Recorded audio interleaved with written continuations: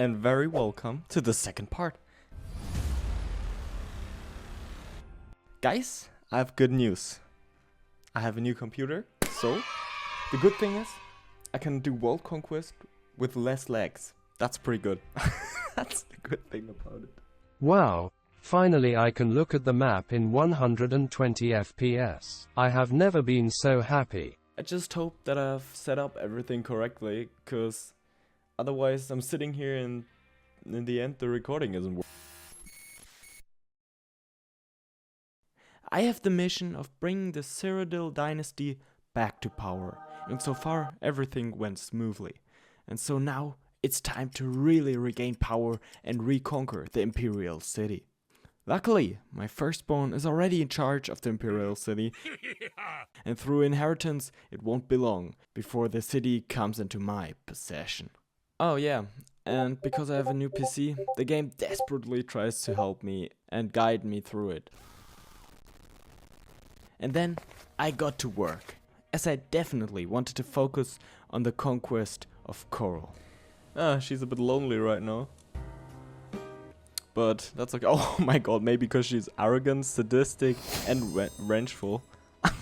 I can understand why her old husband left or died.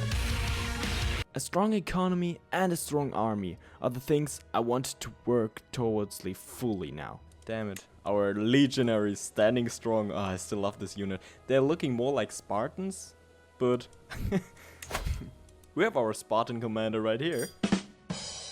To increase my power, I directly started where I had left off and conquered surrounding duchies. During this time, rumors and discoveries about my heir made the rounds, but I paid them little attention and continued to concentrate on my war. When I finally won, I gave the county to Dante, so each vassal could take care of its own counties. And I also prevented that something like that never happens again. Yeah, of course, Dante, I'm coming to your party, man. Let's see, how many people are there? 4 people. Acceptable party, man. I love that. He's celebrating a party with four people.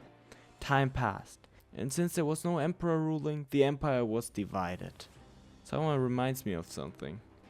I decided to smash my next neighbor. Steadily growing, I started plotting for the best way of overthrowing the current queen.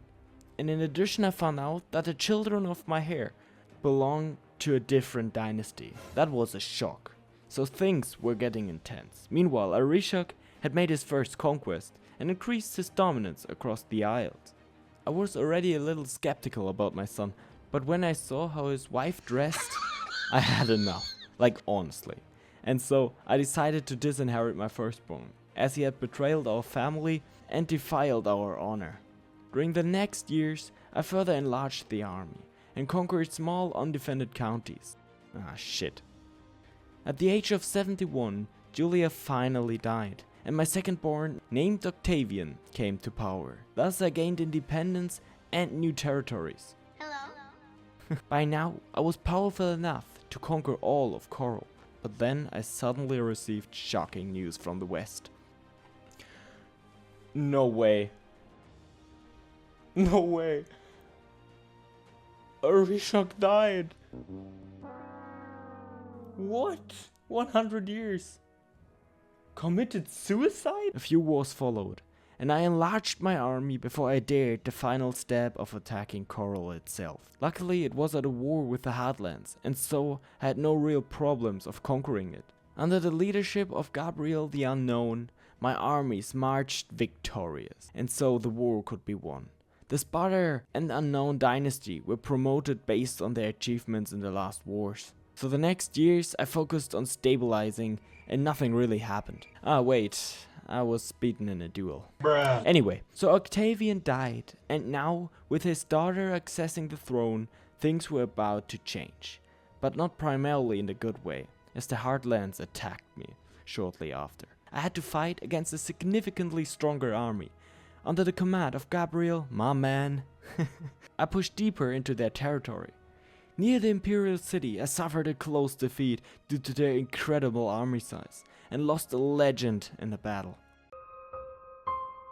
but I recovered and managed to march at the Imperial City itself. But this city is a real demon of a city. I couldn't conquer it, but at least I was able to end the war with a white peace.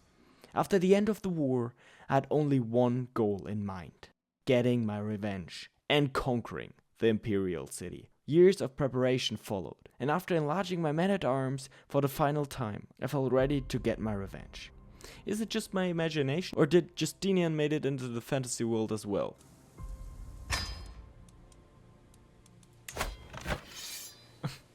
What? We own something down here?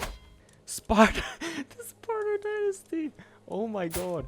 What? They are married? The unknown and the Sparta dynasty are married. And it goes into the unknown. The war went well, at least until I once again besieged the Imperial City. Halfway through, the enemy armies arrived, and I lost the fight in the city. But I was able to fight back in later battles. And once again, it was only the Imperial City that was in my way of winning the war. I sieged for years, but it was not meant to be. On top of that, revolts were breaking out in my own kingdom, and the war ended just before I could conquer the city. Now, I had to quickly get back to save my own empire, and after a lot of struggle and many battles, I achieved victory. But that wasn't the only tragedy. Arishak's family went extinct, and also the last male heir of the Sparta dynasty, killed by his mother, couldn't enlarge the family. I had another outpost in the north, which I granted to Almrake to secure it. After all, there is no giving up. I will conquer the Imperial City at any cost. And if you want to see that, subscribe to my channel. See you next time.